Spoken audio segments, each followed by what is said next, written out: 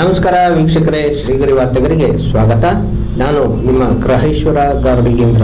ಈ ದಿನ ನಾವು ಸೇರಿರ್ತಕ್ಕಂಥದ್ದು ಏನು ಅಂದರೆ, ನಮ್ಮ ಬಲಗೈ ಸಮುದಾಯ ನಮಗೆ ಆಗಿರ್ತಕ್ಕಂಥ ಅನ್ಯಾಯವನ್ನ ಪ್ರತಿಭಟಿಸ್ತಕ್ಕಂಥ ವಿಚಾರವಾಗಿ ನಾವು ಇಡೀ ಕರ್ನಾಟಕದಿಂದ ನಾವು ಹೋರಾಟವನ್ನು ಆರಂಭಿಸಿದ್ದೇವೆ.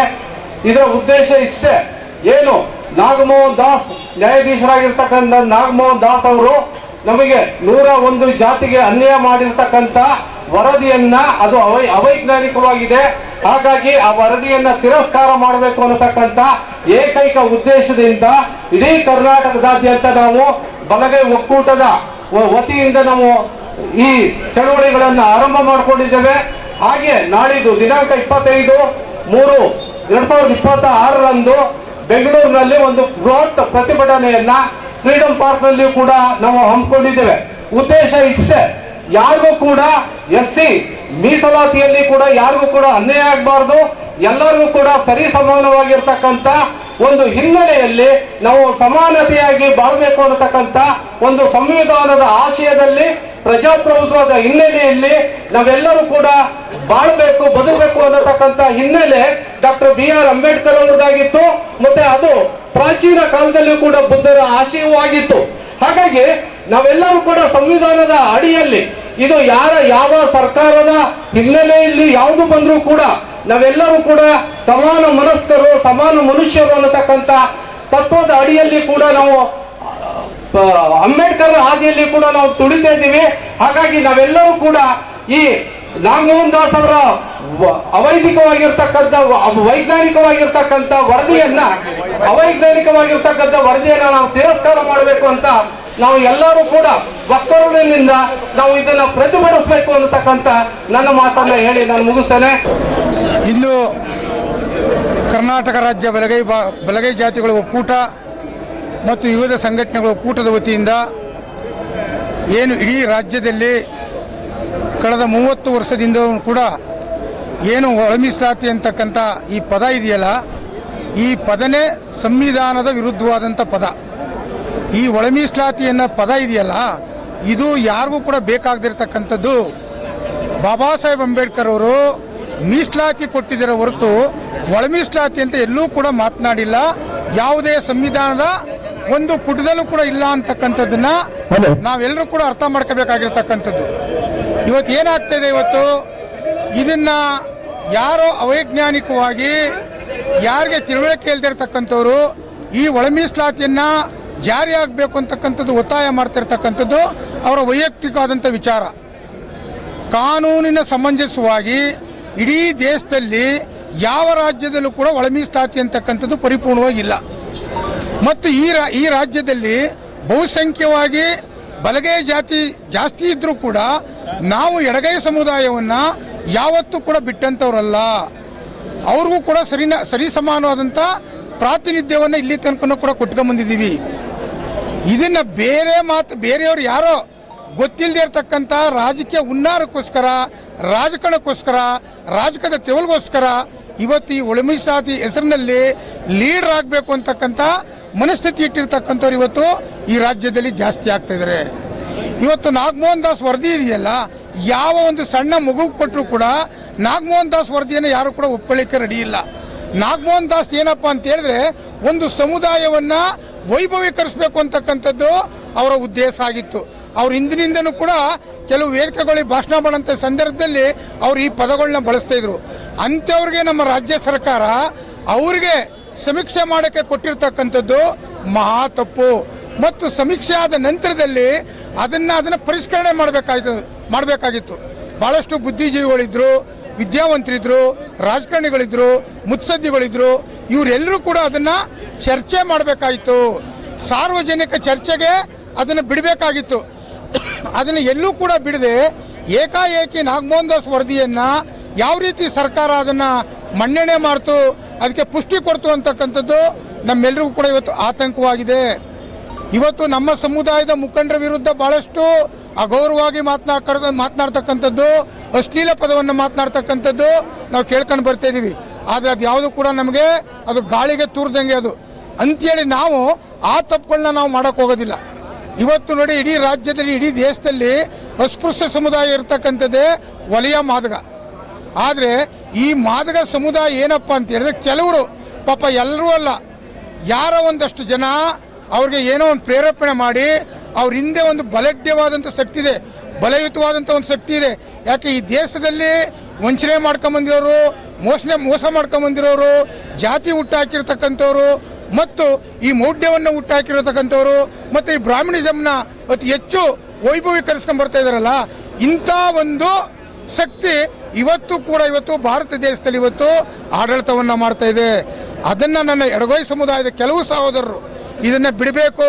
ನಿಮಗೆ ಸ್ವಂತಿಕೆ ಇಲ್ಲ, ಸ್ವಂತಕ್ಕೆ ಬುದ್ಧಿ ಇಲ್ಲ, ಸ್ವಂತ ತಿಳುವಳಿಕೆ ಇಲ್ಲ, ನೀವು ಸಂವಿಧಾನದ ಆಸೆಯನ್ನು ನೀವು ನುಚ್ಚು ನೂರು ಮಾಡ್ತಾ ಇದ್ದೀರಿ. ನೀವು ಇವತ್ತು ಕೂಡ ನಮ್ಮ ಸಂವಿಧಾನದ ಆಸೆಯ ಪ್ರಕಾರ ಏನಾದರೂ ಕೂಡ ಬಾಬಾ ಸಾಹೇಬ್ ಅಂಬೇಡ್ಕರ್ ಅವರು ಮೀಸಲಾತಿಯನ್ನು ಯಾತಕ್ಕೆ ಕೊಟ್ಟರು ನಮಗೆ? ಆ ಮೀಸಲಾತಿ ಇವತ್ತು ಕೂಡ ನಮಗೆ ಪರಿಪೂರ್ಣವಾಗಿದೆಯಾ? ಯಾವ ಕ್ಷೇತ್ರದಲ್ಲಿ ಪರಿಪೂರ್ಣವಾಗಿದೆ ಹೇಳಿ? ನೀವು ಶಿಕ್ಷಣ ಕ್ಷೇತ್ರದಲ್ಲಿ ಪರಿಪೂರ್ಣವಾಗಿದೆಯಾ? ಉದ್ಯೋಗ ಕ್ಷೇತ್ರದಲ್ಲಿ ಪರಿಪೂರ್ಣವಾಗಿದೆಯಾ? ನ್ಯಾಯಾಂಗ ಇಲಾಖೆಯಲ್ಲಿ ಪರಿಪೂರ್ಣವಾಗಿದೆಯಾ? ಅಥವಾ ರಾಜಕೀಯದಲ್ಲಿ ಪರಿಪೂರ್ಣವಾಗಿದೆಯಾ? ಇದ್ಯಾವುದು ಕೂಡ ಅಂಬೇಡ್ಕರ್ ಆಶಯದಂತೆ, ಸಂವಿಧಾನದ ಆಸೆಯಂತೆ ಯಾವುದೂ ಕೂಡ ಪರಿಪೂರ್ಣವಾಗಿಲ್ಲ. ಆದರೂ ಕೂಡ ಈ ಒಳ ಮೀಸಲಾಗಿರ್ತಕ್ಕಂಥ ಪದ ಇದೆಯಲ್ಲ, ಇದು ಅವೈಜ್ಞಾನಿಕವಾದಂಥದ್ದು. ಇಂಥ ಲುಚ್ಚಾಗಳಿಗೆ ಬರವಣಿಗೆ ಮಾಡಕ್ಕೆ ಕೊಟ್ಟರೆ ಈ ರೀತಿ ಆಗ್ತದೆ. ಒಬ್ಬ ನ್ಯಾಯಾಧೀಶ ಈ ರೀತಿ ವಂಚನೆ ಮಾಡಿ ನಮ್ಮನ್ನೆಲ್ಲರನ್ನೂ ತಂದು ಬೀದಿ ನಿಲ್ಲಿಸ್ತಕ್ಕಂಥದ್ದು ಇದೆಯಲ್ಲ, ಇದು ಭಾಳ ತಪ್ಪು. ಇದನ್ನು ಖಂಡಿಸ್ತೀವಿ. ಇವತ್ತು ರಾಜ್ಯ ಸರ್ಕಾರ, ಸನ್ಮಾನ್ಯ ಮುಖ್ಯಮಂತ್ರಿಗಳು ಈಗಾಗಲೇ 3 ಬಾರಿ ನೀವು ಕ್ಯಾಬಿನೆಟ್ಟಲ್ಲಿ ಪರ ವಿರೋಧ ಈ ಥರದಗಳ ನೀವು ನಿರ್ಣಯಗಳನ್ನ ಮಾಡ್ತಾಯಿದ್ದೀರಿ. ಅದನ್ನೆಲ್ಲವನ್ನು ಕೂಡ ನಾವು ತಡಿತಾ ಇದ್ದೀವಿ. ಏನು 27/3/2026 ಏನು ಕ್ಯಾಬಿನೆಟ್ಟಲ್ಲಿ ಇವತ್ತು ನೀವು ಈ ಒಳ ಮೀಸಲಾತಿ ವಿಚಾರವಾಗಿ ನೀವು ತೀರ್ಮಾನ ತಗೋಬೇಕು ಅಂತ ಹೇಳ್ತಿದ್ರಲ್ಲ, ಮೊದಲನೇದಾಗಿ ನೀವು ಕಂಪ್ಲೀಟ್ ನೀವು ತಗೋಬೇಕಾಗಿರ್ತಕ್ಕಂಥದ್ದು ನಾಗಮೋಹನ್ ದಾಸ್ ವರದಿಯನ್ನು ತಿರಸ್ಕಾರ ಮಾಡಬೇಕು.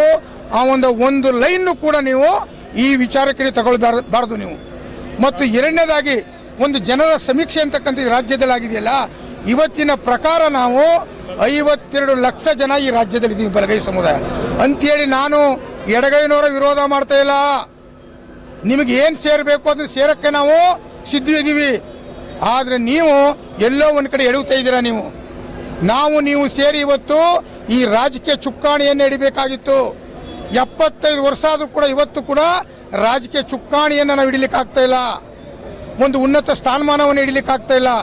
ಹಾಗಾಗಿ ಸನ್ಮಾನ್ಯ ಮುಖ್ಯಮಂತ್ರಿಗಳೇ, ನಾವು ನಿಮಗೆ ನಮ್ಮ ಬೇಡಿಕೆ ಏನು ಅಂತ ಹೇಳಿದ್ರೆ, ಏನು ಹಳೆ ಮೀಸಲಾತಿ ಏನಿತ್ತು ಅದು ಯಥಾವತ್ತಾಗಿ ಜಾರಿ ಆಗಬೇಕು. ಕ್ಯಾಸ್ಟ್ ಸರ್ಟಿಫಿಕೇಟು ABC ಅಂತ ಏನು ಮಾಡಿದಿರಿ ಇದೆಲ್ಲನೂ ಬಿಟ್ಟು ನೀವು ಒಂದೇ ಹಿಂದೆ ಇದ್ದಂಥ ಕ್ಯಾಸ್ಟ್ ಸರ್ಟಿಫಿಕೇಟ್ ಬೇಕು. ಯಾಕೆಂದರೆ ನಮ್ಮ ಮಕ್ಕಳು, ಭಾಳಷ್ಟು ಮಕ್ಕಳು ಇವತ್ತು ಸೆಂಟ್ರಲ್ ಸಿಲೆಬಸ್ ಓದೋರು ಮತ್ತು ಸ್ಟೇಟ್ ಸಿಲೆಬಸ್ ಓದಂತಕ್ಕಂಥವ್ರಿಗೆ ಇವತ್ತು ಭಾಳಷ್ಟು ಕುಟುಂಬ ಇವತ್ತು ಯಾತನೆ ಪಡ್ತಾ ಇದೆ.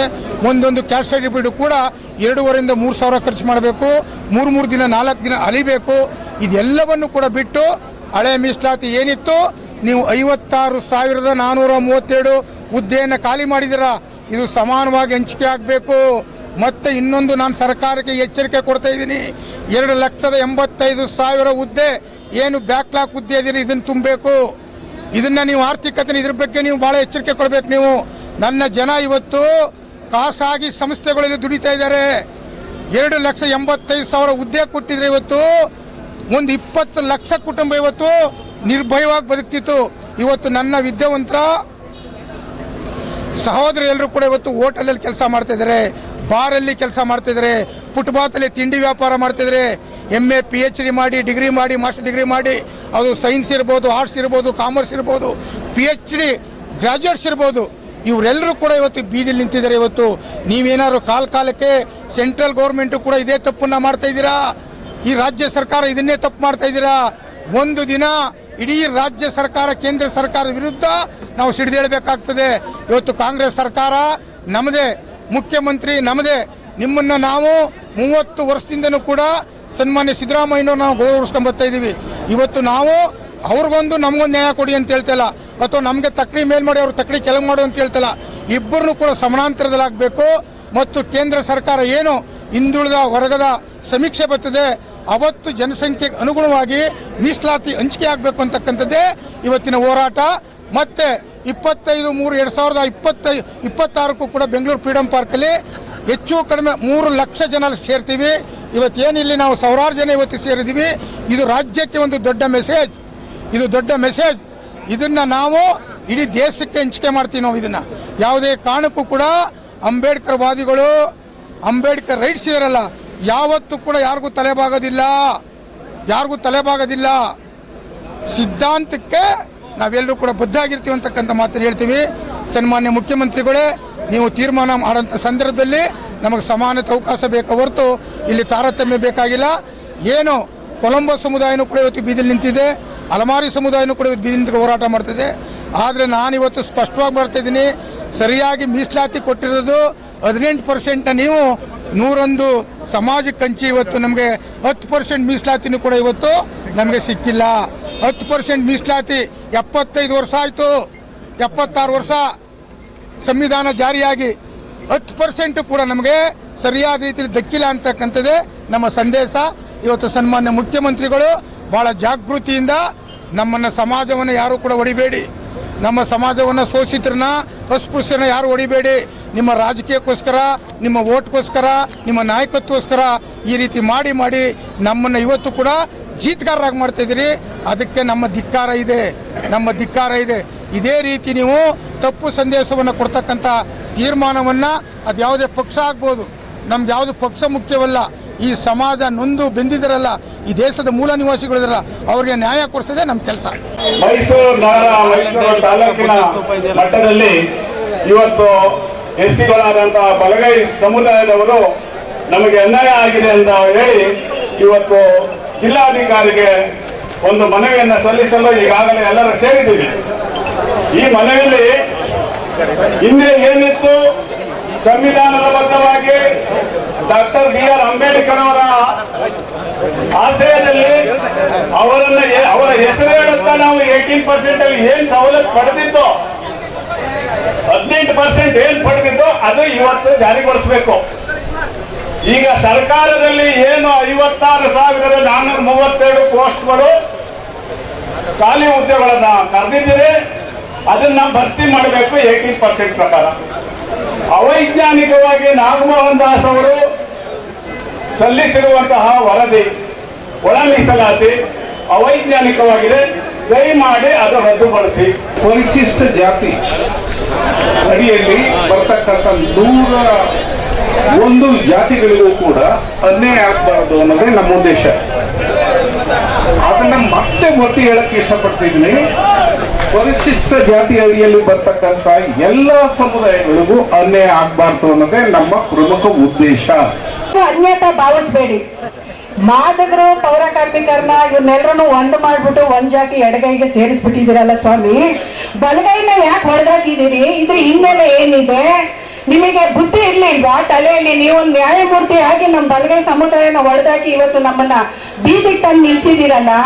ದಯವಿಟ್ಟು ನಾನು ಸರ್ಕಾರದವರಲ್ಲಿ ಮನವಿ ಮಾಡೋದಿಷ್ಟೇ, ನಮ್ಮೆಲ್ಲ ಬಂಧುಗಳು ನಾವು ಮನವಿ ಮಾಡೋದು ಇಷ್ಟೇನೆ. ಬಾಬಾ ಸಾಹೇಬ್ರ ಆಶಯ, ನಮ್ಮ ಬಾಬಾ ಸಾಹೇಬ್ರ ಆಶಯದಡಿಯಲ್ಲಿ ನೀವು ಚುನಾಯಿತರಾಗಿ ಇವತ್ತು ಸರ್ಕಾರನ ನಡೆಸ್ತಾ ಇದ್ದೀರಾ. ಬಿಜೆಪಿಯವರು ಕೂಡ ಸರ್ಕಾರ ನಡೆಸ್ತಾ ಇದ್ದೀರಾ, ಎಲ್ಲಾ ಪಕ್ಷದವರು ಸರ್ಕಾರ ನಡೆಸ್ತಾ ಇದ್ದೀರಾ. ಅವರ ಒಂದು ಚಿಂತನೆಗಳನ್ನ ನೀವು ಯೋಚನೆ ಮಾಡಿದ್ರೆ ಯಾರನ್ನು ನೀವು ಬೀದಿಗೆ ತಂದು ನಿಲ್ಸೋಂಗಿಲ್ಲ. ನಿವೃತ್ತ ನ್ಯಾಯಮೂರ್ತಿ ನಾಗಮೋಹನ್ ದಾಸ್ ವರದಿಯನ್ನು ತಿರಸ್ಕಾರ ಮಾಡಬೇಕೆಂದು ಅಶೋಕ್ಪುರಂನ ಯುವ ಸಂಘಟನೆಗಳು ಮತ್ತು ರಾಜ್ಯ ಛಲವಾದಿಗಳ ಒಕ್ಕೂಟ ಸಂಯುಕ್ತಾಶ್ರಯದಲ್ಲಿ ಇವತ್ತು ಬೃಹತ್ ಬೈಕ್ ರ್ಯಾಲಿಯನ್ನು ಹಮ್ಮಿಕೊಂಡಿದ್ದು, ಇಂದು ಜಿಲ್ಲಾಧಿಕಾರಿಗಳಿಗೆ ನಾಮಪತ್ರ ಸಲ್ಲಿಸಲು ಹೊರಟಿದ್ದೀವಿ. ನಮ್ಮ ಉದ್ದೇಶ ನಾಗಮೋಹನ್ ದಾಸ್ ವರದಿ ತಿರಸ್ಕಾರ ಆಗಬೇಕು. ಈ ಹಿಂದೆ ಏನಿತ್ತು ಆ ರೋಸ್ಟರ್ ಬಿಂದು ಜಾರಿ ಆಗಬೇಕು ಅಂದರೆ ನಮ್ಮ ಒತ್ತಾಯ. ಮತ್ತು ಕಿಡಿಗೇಡಿ ಅರುಣ್ ಕುಮಾರ್ ಅವರು ಮೈಸೂರು ಪ್ರೆಸ್ ಮೀಟ್ನಲ್ಲಿ ರಕ್ತಪಾತಕ್ಕೂ ಸಿದ್ಧ ಅಂದಿದ್ದ. ಆತನಿಗೆ ನಾವು ನಮ್ಮ ಶಕ್ತಿ ಪ್ರದರ್ಶನದ ಮೂಲಕ ನಾವು ತೋರಿಸ್ತಿದ್ದೇವೆ. ಯಾವ ಪ್ರದರ್ಶನ ಬಂದರೂ ಸರಿ ನಾವು ರೆಡಿ ಇದ್ದೇವೆ. ಅರುಣ್ ಕುಮಾರ್, ಈ ಥರ ನಿನ್ನ ಗೊಡ್ಡು ಬೆದರಿಕೆಗೆ ಯಾರು ಎದುರಲ್ಲ ಅಂತ ಈ ಮೂಲಕ ಎಚ್ಚರಿಕೆ ಕೊಡ್ತೇನೆ. ನಾಗಮೋಹನ್ ದಾಸ್ ಅವ್ರನ್ನ ವರದಿನ ನಾವು ಬಲಗೈ ಸಮಾಜದವರು ಒಪ್ಪಲ್ಲ. ಅದೇ ರೀತಿ ಸರ್ಕಾರನೂ ಒಪ್ಕೊಡ್ದು. ಹಿಂದೆ ಯಾವ ರೀತಿ ಮೀಸಲಾತಿ ಅಂತಿತ್ತು ಅದೇ ಮೀಸಲಾತಿನ ಮುಂದುವರಿಸ್ಬೇಕು. ನಾಗಮೋಹನ್ ದಾಸ್ ಬಂದು RSS ಅವ್ರ ಚೇಲ, ಅವನ ವರದಿನ ಯಾವುದೇ ಕಾರಣಕ್ಕೂ ಒಪ್ಪಕ್ಕಾಗೋದಿಲ್ಲ. ಅದೇ ರೀತಿ ವಾದಿರಾಜ್ಗೆ ಬಾಲ್ವಾಗಿರ್ತಕ್ಕಂಥ ಭಾಸ್ಕರ್ ಪ್ರಸಾದ್, ಅರುಣ್ ಕುಮಾರ್ ಅವ್ರು ಯಾವುದೇ ಕಾರಣಕ್ಕೆ ಎಷ್ಟೇ ಸವಾಲಾಗ್ತದೆ, ನಮ್ಮ ಬಲಗೈ ಸಮಾಜದವ್ರು ಯಾವುದೇ ಕಾರಣಕ್ಕೂ ಬಗ್ಗಲ್ಲ. ಅವ್ರು ಏಟು ಕೊಟ್ಟು ನಾವು ಪ್ರತಿ ವಿರೋಧ ಮಾಡ್ತಾನೆ ಇರ್ತೀವಿ, ಪ್ರತಿ ಏಟ್ ನಾವು ತಿರ್ಸ್ಕೊಡ್ತಾನೆ ಇರ್ತೀವಿ.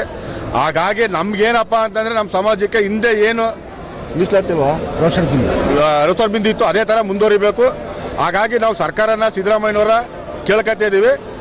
ತುಂಬ ಪ್ರತಿಭಟನೆ ಆಗುತ್ತೆ, ಅವ್ರು ಏನೋ ರಕ್ತಪಾತ ಆಗುತ್ತೆ ಅಂತ ನಾವು ಭಯ ಪಡೋಕ್ಕಿಲ್ಲ. ನಾವು ಅದಕ್ಕೆ ಪ್ರತಿ ಉತ್ತರಗಳನ್ನ ಕೊಡ್ತೀವಿ. ಅವರು ಒಂದು ಕೆನ್ನೆಗೆ ಕಪ್ಪಲು ಕೊಡ್ರೆ ಇನ್ನೊಂದು ಕೆನ್ನೆ ಕೊಡೋಕೆ ನಾವು ಗಾಂಧೀಜಿ ಎಲ್ಲ ನಾವು ಅಂಬೇಡ್ಕರ್ ರಕ್ತ ನಮ್ದು ಹೋರಾಟ. ನಾವು ರಕ್ತಪಾತಕ್ಕೆ ಸಿದ್ಧವಾಗಿದ್ದೀವಿ. ನಮಗೆ ನಾಗರಾಜ್ ಬಿಲ್ಲಯ್ಯ ಅಂತೇಳಿ ಅಶೋಕ್ಪುರಂ ಚಿಕ್ಕರಡಿ ಅಧ್ಯಕ್ಷ. ಎನ್ ಭಾಸ್ಕರ್, ರಾಜ್ಯಾಧ್ಯಕ್ಷರು, ಸಂವಿಧಾನ ಸಂರಕ್ಷಣಾ ಹೋರಾಟ ಸಮಿತಿ. ಓಡಿಲ್ಲ ಅಂದ್ರೆ ಬರೀ ಇಷ್ಟಕ್ಕೆ ಕಾಂಗ್ರೆಸ್ ವಿರುದ್ಧ ಮಾತಾಡಬೇಡಿ. ಬಿಜೆಪಿಯಲ್ಲಿರೋರು, ಜನತಾದಳದಲ್ಲಿರೋರು, ಕಮ್ಯುನಿಸ್ಟ್ ಅಲ್ಲಿರೋರು, ಎಲ್ಲಾ ಪಾರ್ಟಿಲಿರೋ ಎಲ್ಲ ಮೀಸಲು ಕ್ಷೇತ್ರದ ಮಂತ್ರಿಗಳಾಗ್ಲಿ ಶಾಸಕರಾಗ್ಲಿ ಯಾಕ್ರಿ ಮಾತಾಡ್ತಾ ಇಲ್ಲ? ಯಾಕೆ ಮಾತಾಡ್ತಾ ಇಲ್ಲ? ಆದ್ರೆ ನಾವುಗಳು ಕೇಳೋರು ಇಲ್ದೇ ಇರೋದಕ್ಕೆ ಇವತ್ತು ನಮ್ಮ ಜನಕ್ಕೆ ವಿಷಾದದಲ್ಲಿ ಕೈ ಹಾಕ್ತಾ ಇರೋರೆ. ಇದು ಅವತ್ತು ಇಲ್ಲೇ ಹೇಳಿದೆ, ಈಗಲೂ ಹೇಳ್ತಾ ಇದ್ದೀನಿ. ಇವತ್ತು ನೀವು ಇಷ್ಟೆಲ್ಲ ಚಳುವಳಿ ಹೋರಾಟ ಮಾಡುವಂತ ಅವ್ರು ಬಿಟ್ಬಿಡಲ್ಲ, ಅವ್ರು ಮಾಡೋಕ್ಕೆಲ್ಲ ತಯಾರಿಲ್ಲ. ಅವ್ರೆ ಅದು ನಮ್ಮವ್ರ ಕುಮ್ಮಕ್ಕಿನಿಂದಾನೆ, ನಿಮ್ಗೆಲ್ಲ ಗೊತ್ತಿರೋದೆ. ಆದ್ರೆ ಆ ಥರ ಆಗಿದ್ದೆ ಆದ್ರೆ ಮುಂದೆ ನಾವೆಲ್ಲ ಸೇರಿ ದೊಡ್ಡ ಮತ್ತದು ಚಳುವಳಿ ಹೋರಾಟ ಮಾಡಿ ಬರೀ ಮನವಿ ಪತ್ರ ಕೊಟ್ಟು ಹೋಗದೆ 2 ದಿನ 3 ದಿನ ಆದ್ರೆ ಕುತ್ಕೊಂಡ್ ಬೇಡಿಕೆ ಇಡೋರ ಗಂಟ ಹೋಗ್ಬಾರ್ದು ಅಂತ ಹೇಳಿ ನನ್ನ ಮಾತು ಮುಗಿಸ್ತಾ ಇದ್ದೀನಿ. ಪಾಠ ಕಲಿಸೋದಂತೂ ಶತಾಯಗತೆ ಇದು ಆಗದೇ ಆಗುತ್ತೆ. ಸರ್, ಈ ಒಳ ಮೀಸಲಾತಿ ವಿಚಾರ ಸರ್ಕಾರಕ್ಕೆ ಬಹಳ ದೊಡ್ಡ ಮಟ್ಟದಲ್ಲಿ ಬಿಸಿ ಮುಟ್ಟಿದೆ ಅಂತೀರಾ?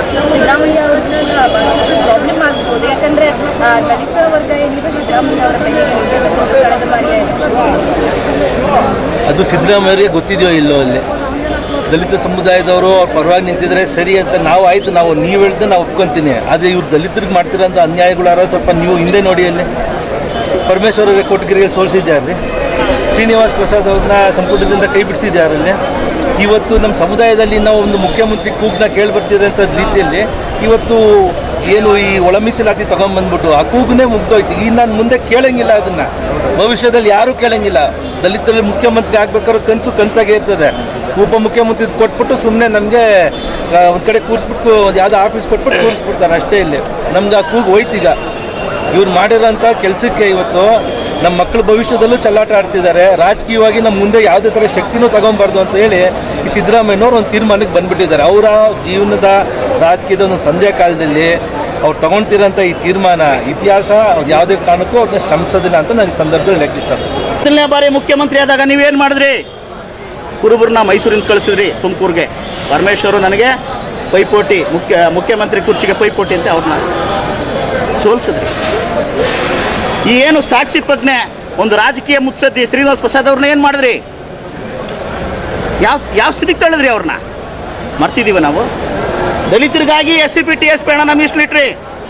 ಏನು ಮಾಡ್ತಾ ಇದ್ರಿ? ಎಲ್ಲ ಗ್ಯಾರಂಟಿಗೆ ಅನಿಸ್ತಾ ಇದ್ರಿ. ಹಳ್ಳಿಗಳಲ್ಲಿ ನಿಜವಾದ ಶೋಷಿತ ಸಮುದಾಯ ಒಂದು ಕುರಿ ತಗೊಳಕ್ಕಾಯ್ತಿಲ್ಲ ಲೋನ್ನಲ್ಲಿ, ಒಂದು ಕೋಳಿ ತಗೊಳಕ್ಕಾಯ್ತಾ ಇಲ್ಲ, ಒಂದು ಬೋರ್ವೆಲ್ ಹಾಕ್ಸ್ಕೊಳಕ್ಕಾಯ್ತಾ ಇಲ್ಲ, ಒಂದು ಆಟ ತಗೊಳಕ್ಕಾಗ್ತಾ ಇಲ್ಲ, ಬದುಕು ಕಟ್ಕೊಳಕ್ಕಾಗ್ತಾ ಇಲ್ಲ. SCP TSP ದುಡ್ಡಿರೋದು ಸಾಮಾಜಿಕವಾಗಿ, ಶೈಕ್ಷಣಿಕವಾಗಿ, ಆರ್ಥಿಕವಾಗಿ ನಮ್ಮನ್ನು ಅಭಿವೃದ್ಧಿಗೊಳಿಸಕ್ಕಿರುವಂಥದ್ದು, ನಮಗಾಗಿ ಮೀಸಲಾಗಿರುವಂಥದ್ದು. ನಮ್ಮ ಮೀಸಲು ಹಣ ಮುಟ್ಟಕ್ಕೆ ನೀವು ಯಾರ್ರಿ? ಮಾದೇವಪ್ಪನವರು ಯಾಕೆ ಸಹಿ ಮಾಡಿಕೊಟ್ರು ಹಂಚೋದಕ್ಕೆ? ಸಮುದಾಯ ಪರ್ಮಿಷನ್ ಕೊಟ್ಟಿದೆಯಾ? ಒಳ ಮೀಸಲಾತಿ ವಿಚಾರದಲ್ಲಿ ಯಾವ ವರ್ಗದವ್ರದ್ದು ವಿರೋಧ ಇಲ್ಲ. ಆದರೆ ಅದು ವೈಜ್ಞಾನಿಕವಾಗಬೇಕು, ಎಲ್ಲ ಸಮುದಾಯಗಳಿಗೂ ನ್ಯಾಯ ಸಿಗಬೇಕು. ಸಾಮಾಜಿಕ ನ್ಯಾಯ ಏನು ಈ ಪರಿಶಿಷ್ಟ ಜಾತಿಯ 101 ಪಟ್ಟಿಯಲ್ಲಿ 101 ಜಾತಿಗಳಿದ್ದಾವೆ, ಎಲ್ರಿಗೂ ಸಿಗಬೇಕು ಅನ್ನೋದೇ ಅದರ ಆಶಯ. ಸಂವಿಧಾನದ ಆಶಯನೇ ಅದು. ಅದರ ಆಶಯನೇ ಬುಡ ಮೇಲ್ ಮಾಡುವಂಥ ಇಂಥ ನೀಚ ಸರ್ಕಾರದ ನೀತಿ ಖಂಡನ. ಸಿದ್ದರಾಮಯ್ಯನವರು ಈಗಲಾದರೂ ಎಚ್ಚೆತ್ಕೋಬೇಕು. ಎಚ್ಚೆತ್ಕೊಂಡು ಏನು ಬಲಗೈಸ B ವರ್ಗ ಮತ್ತು C ಗುಂಪಿಗೆ ಅನ್ಯಾಯ ಆಗಿದೆಯೋ ಅದನ್ನು ಸರಿಪಡಿಸ್ಬೇಕು. ಸರಿಪಡಿಸಲಿಲ್ಲ ಅಂದರೆ ವರ್ಣ ವಿಧಾನಸಭಾ ಕ್ಷೇತ್ರದ ಮತದಾರ ಏನಿದೆ ಬಲಗೈ ಸಮುದಾಯದವರು, ನಾವೆಲ್ಲ ಕಮಿಟಿ ಮಾಡ್ತೀವಿ, ಚರ್ಚೆ ಮಾಡ್ತೀವಿ, ನಿಮ್ಮ ಮನೆಗೆ ಮುಖ್ಯ ಆಗ್ತೀವಿ. ನಮಗೆ ಸಿದ್ದರಾಮಯ್ಯ ದೂರ ಇಲ್ಲ, ಅಕ್ಕಪಕ್ಕ ದೂರವ್ರು ನಾವೆಲ್ಲ ನಿಮ್ಮ ಮನೆಗೆ ಮುಖ್ಯ ಆಗ್ತೀವಿ. ಆ ಹಂತಕ್ಕೆ ಹೋಗಬಾರ್ದು ಅಂದರೆ ಈ ಕೂಡಲೇ ಎಚ್ಚೆತ್ಕೊಂಡು ಏನು ರೋಷ್ಟ ಬಿಂದುನಲ್ಲಿ ಆಗಿರ್ತಕ್ಕಂಥ ಲೋಪವನ್ನು ಸರಿಪಡಿಸಿ ಎಲ್ಲ ಸಮುದಾಯದ ಜನರಿಗೆ ನ್ಯಾಯವನ್ನು ಕೊಡಿಸ್ಬೇಕು ಅಂತೇಳಿ ಈ ಸಂದರ್ಭದಲ್ಲಿ ನಾನು ಆಗ್ರಹ ಪಡಿಸ್ತೀನಿ. ಪಾರ್ಕಲ್ಲಿ ನಡೆಯುವಂಥ ನಮ್ಮ ಬಲಗೈ ಸಮುದಾಯದ ಹೋರಾಟಕ್ಕೆ ಪೂರ್ವವಾಗಿ ಇವತ್ತು ಮೈಸೂರು ಜಿಲ್ಲೆಯ ಹಾಗೂ ವರ್ಣ ಕ್ಷೇತ್ರ ಮತ್ತು ನರಸೀಪುರ ಕ್ಷೇತ್ರದಿಂದ ಕಾಲ್ನಡಿಗೆ ಜಾಥಾ ಮತ್ತು ಸೈಕಲ್ ನಮ್ಮ ಸ್ಕೂಟರ್ ರ್ಯಾಲಿ ಮೂಲಕ ಇವತ್ತು ಮೈಸೂರು ಜಿಲ್ಲಾ ಕಚೇರಿವರೆಗೂ ತಂದು ನಮ್ಮ ಸಮುದಾಯಕ್ಕಾಗಿರುವಂಥ ಒಳ ಮೀಸಲಾತಿಯ ನಾಗಮೋಹನ್ ವರದಿಯ ತಿರಸ್ಕಾರ ಮಾಡಬೇಕು ಅಂತೇಳಿ ಸರ್ಕಾರದ ವಿರುದ್ಧ ಇವತ್ತು ಒಂದು ಸಾಂಕೇತಿಕ ಧರಣಿಯನ್ನು ಮಾಡಿದ್ದೀವಿ. ಮತ್ತೆ ಮುಂದಿನ ವಾರ್ತೆಗರಿಯಲ್ಲಿ ಭೇಟಿಯಾಗೋಣ. ಶ್ರೀಗರಿ ನಿಮ್ಮ ಮನದಾಳದ ಗರಿ. ನಮಸ್ಕಾರ.